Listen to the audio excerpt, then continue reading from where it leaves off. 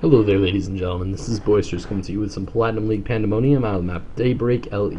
Spawning up here in the top right-hand corner, we have MickeyD as the red Protoss, and down here in the bottom left-hand corner, we have his opponent, JezusClaus, as the blue Zerg. Now, I don't know if this is offensive or not. I actually really don't. I don't find it offensive. So whatever, JezusClaus. That's fine. We also have MickeyD, you know, that's an obvious reference. Come on, creative names, people. I want something that, like, I figure out like 15 minutes into the game and then I just laugh for the rest of the commentary.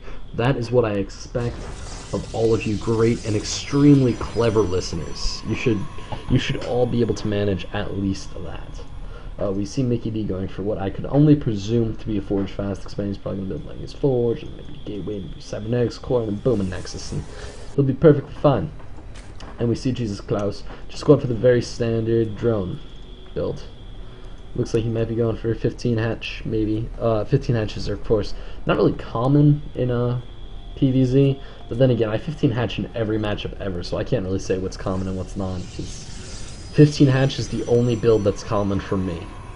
That's really it. Just by the way, this video is going to be released really late, and by really late I mean really early on Sunday. However, I haven't slept yet for Saturday, so I don't really count. I still count this as Saturday. This is still a Saturday release, I think. My summer math adds up on that one. I have number crunchers going in the background. They're all, you know, I have the supercomputer from Hitchhiker's Guide to the Galaxy. It's figuring it out. It'll be done in like 15 years. It's all good.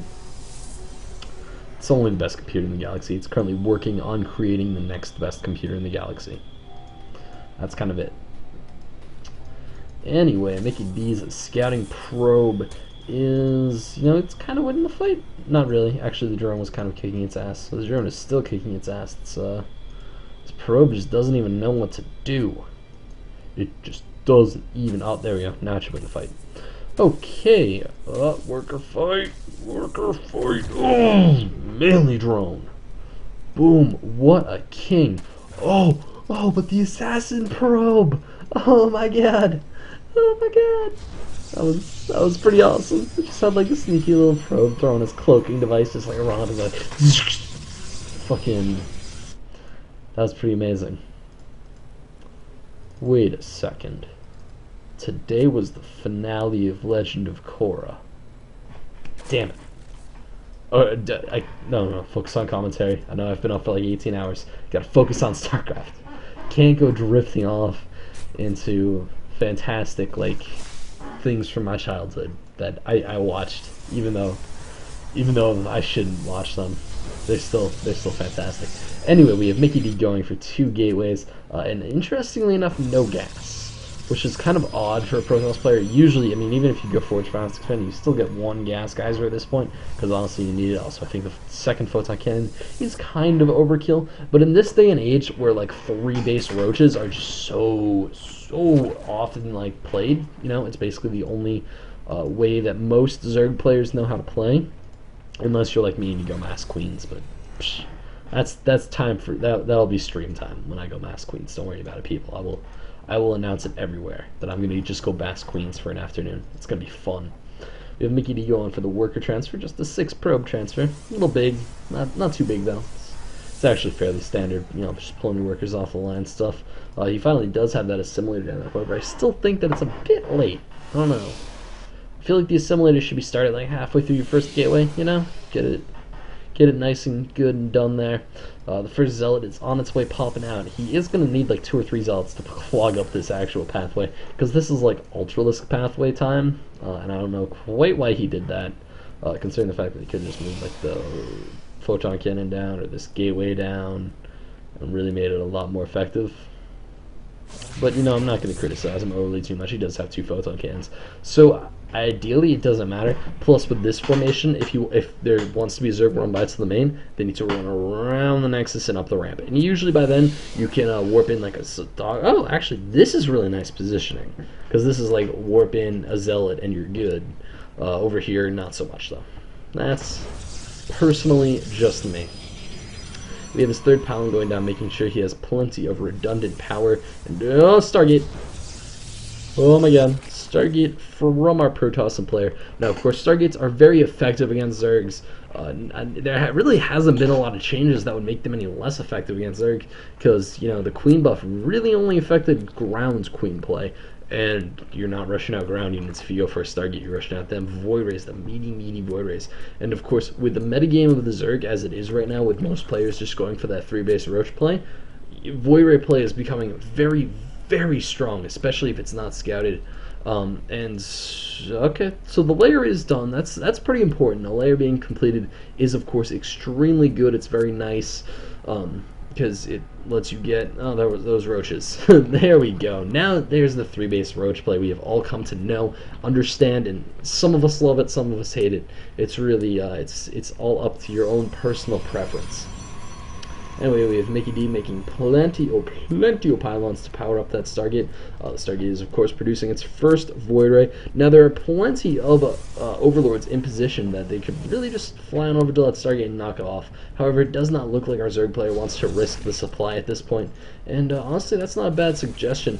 It would appear that the Zealot Harass is just completely forcing an absolute pull-off. The Zealot Harass is also going to be tearing through plenty of Zerglings, doing actually lots of damage. Lots of damage. We see units lost strongly in the Protoss' favor by like 200 resources, which is basically like 100%. So, yeah, it's all good. It's all good in the Protoss hood. Anyway, he has his first sentry down, so he will be able to force field any area that comes under attack. I would venture a guess that for like the first little while of this game, that's going to be like his really main ground unit. Is just sentries, especially with these dual Stargates coming up. He might get some Immortals from this robotics facility, and maybe a couple like Zealots, but I'm guessing that he's going to be dumping the majority of his gas into Void Rays, because Void Rays are actually quite gas heavy. They're very gas intensive, to be quite perfectly honest. And if you're pumping them off of 2 Stargates, you need all the gas you can possibly get. Looks like these Void Rays are ready to go shark mode. They are going to be revealed by this Zergling, so our Zerg player now understands what's on the way. The issue is that he really doesn't have anything to fight it. He doesn't have any Evo Chamber. He doesn't have any Spire. He has Queens. That's that is literally it. Wow, this Zerg player is really unprepared. Usually at this point in the game, especially if you're going for a 3-base Roach play like this, you're going to have an Evo Chamber done and completed and working on +1 ranged attack, because really +1 ranged attack on top of these Roach attacks is very big. It's quite important. And if you're going for Roaches, you typically have the bonus gas. It doesn't look like these Void Rays are kind of in crappy positioning to be engaging against these Queens, so the Void Rays are going to be forced off. However, they now have those Phoenixes join them, and with 2 Phoenixes, you can lift up half of this Queen army, actually slightly over half of this Queen army, and that might even include the 1 Queen that has a transfuse. And if you can get that transfuse, or the 2 Queens that have a transfuse, if you can get those Queens off the ground and off their footing and not able to transfuse each other, you just reduce the hell out of the life expectancy of these Zerg players' forces. And it looks like MickeyD is going to be swinging in for that attack. I would certainly... Actually, no, there's Spore Crawlers here already. He did not swing in quite in time. The Spire is also on the way. So this might just be a great bait play. I talked about this a lot on stream for the SCL the other day, but honestly, if you're playing in the Platinum and Gold level, go for bait and switch plays, because players will not expect them. They will overly commit to one defensive play, like we saw a Zerg player doing with this anti-air defense. We see him like completely cutting Roach production, going for Spire, going for the giant tech switch, going for a lot of Spore Crawlers in his base. And honestly, if you just, like at this point, if you just start producing Stalkers and Immortals, you'll win. And we also have these Roaches in a very crappy position, kind of. One of the Void Rays goes down, and the other one doesn't manage to survive. So there is still 1 Void Ray left. That's pretty scary. And he is going to be sniping off plenty of Overlords in the main base. I feel like my volume's a bit loud, but if it is, I'll just turn it down in the recording. I'm sure I have the technology to do that. It looks like there is the stun on the Queen, and the Queen does go down to the force of the Void Rays. The Roach attack force is coming in. However, honestly, this is plenty of sentries. You know, if these force fields are not laid out like the drawing of the 3-year-olds, as they kind of were just there, should be fine. Now, of course, for the Immortals, you should be fine anyway, because Immortals are pretty freaking good against Roaches. They have a lot of range. They have a lot of power, and especially with the warping forces of your average Protoss player, I would not expect to see him really be in any danger. Now, of course, MickeyD has managed to do quite a bit of damage to the forces of. Ooh, wow, he has done quite a bit of damage to JezusClaus. And even right now at this point, he could be sniping off major tech support structures, well, like the Rotorn, like the Spire, actually not like the Spire, not like the Spire. Oh, there goes the Void Ray. Let's see what's in the production tab. 2 more Void Rays are on the way, so he is committing quite strongly into this Void Ray play, which is actually something I would not suggest, because you see these 9 Mutalisks on their way. Mutalisks, pretty good against Void Rays. I would actually say they're like one of the strongest counters that Zerg has versus Void Rays. Honestly, a flock of mutas will just absolutely tear through Void Rays. It's not even funny. You really want those Phoenixes, you want those Stalkers whenever you're going up against a solid muta ball, because Void Rays, they just don't work out that well unless they're like 3/3/3 Void Rays at the end of a 4v4. That's kind of like the only scenario I can think of where it will just absolutely. And there's my little banner scroll. Yes, love that thing so much. Anyway, before I get sidetracked too much. It's really the only time where Mutalisks can truly outpower Void Rays, and even then, usually if your mutas are fully upgraded and you use the slightest bit of micro, as in, you know, actually like attacking specific Void Rays instead of just letting them spread out across a bunch of them, you can usually take them out of the sky pretty easily and pretty handily. We do see the muta harassment getting absolutely and epically deflected by MickeyD. That ball of 9 mutas is now suddenly cut down to 3. Now, of course, 7 more on the way, but 10 is still a lot less than 16. So definitely a reduction in the fighting power for our Zerg player. And I'm gonna turn down my sound, because for some reason, I know it's probably not that loud, but it's freaking me out, man. It's freaking me out. Anyway, we have MickeyD with his Observer kind of just sitting in the middle of that. The Observer, he just don't care. He literally just does not care. And that's what I respect about you, Observer. That's what I respect about you. Pretty awesome, man. You're pretty freaking awesome.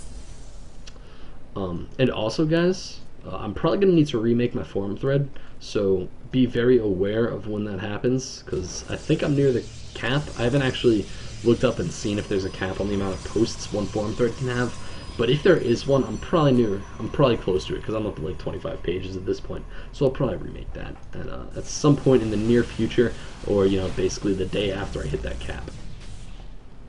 So there will be basically no downtime as far as, you know, a place where you can ask me questions or ask me for favors, or, you know, post embarrassing stories about me if you have any, which would kind of be sketchy if you did, but if you do, go ahead, free reign, just tear into me, I really don't care.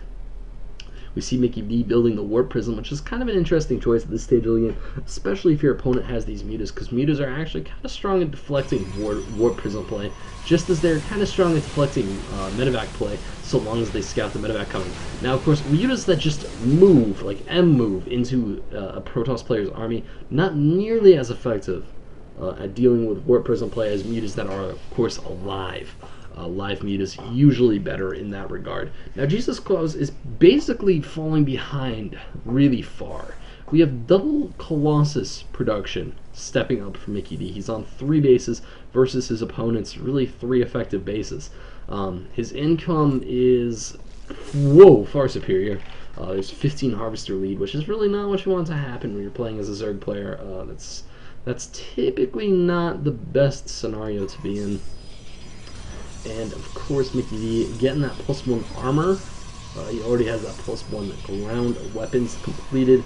The Twilight Council is now finally going down, so I'd expect to see him go for, probably with this army, blink play. Although charge play is possible, and he might go like charge like Colossus, even though that's kind of a strange play, especially if your opponent does have these little tiny pockets of mutas in the skies, because of course both Zerglings, or both Zealots and Colossi cannot manage to shoot up. Now, we do have the major Zealot drop in the main base for our Zerg player. The Zerglings are, of course, rolling on in there. However, these Zealots, you know, they have their +1 attack upgrade. They're going to be slicing through quite a bit of Zerglings. just not nearly enough to make that attack really cost effective because there was just too many other units. We do see a charge play coming out, so he might be going for that kind of interesting Colossus Zealot play, and just, you know, counting on his Phoenixes and his Void Rays to take out the units in the sky. And honestly, there's not that many units in the sky. I wouldn't really worry that hard about it. But we do have MickeyD maybe preparing for a move out. Potential. You know, you never know. We see JezusClaus definitely preparing for a move out. He's going to be going right for the throat of MickeyD, which is not a good selection on this map. I don't know why MickeyD's moving back. He should really be moving to engage with this force, because he could win any fight with his army definitively, like absolutely and destructively definitively. Especially with these two Colossus, these three Colossus, they can just have sitting there until range finishes. He would tear through it so fast. I think he should really go for like the swing around behind and just kind of sacrifice his third, or, you know, move some sentries down here to wall them off as the rest of the army just swings around and sandwiches him. But it doesn't really matter. There MickeyD goes. He's dropping them force fields now, going to prevent the retreat of these roaches. You know, kind of going for the again the 3-year-olds just throwing paintings on the wall. With those force fields, just throwing them kind of down all over the place. He really only needed that original line, and they just threw down 4 more just for artistic value, which again is something that I respect. Picasso is actually one of my favorite artists, mainly because he's the only one that I can remember. So if I want to seem sophisticated, first I need to learn how to say sophisticated, and then I just say, I like Picasso. He has a very interesting and Victorian style about him. See? Sounded high class. That's how you do it, people. You yell at video games, and then you say the long words. Boom. Getting it done. Anyway, we have the Corruptors coming out. Now, Corruptors are kind of an interesting choice, considering the fact that there's actually not that many Colossi in this army. And the Colossi really isn't the scary part.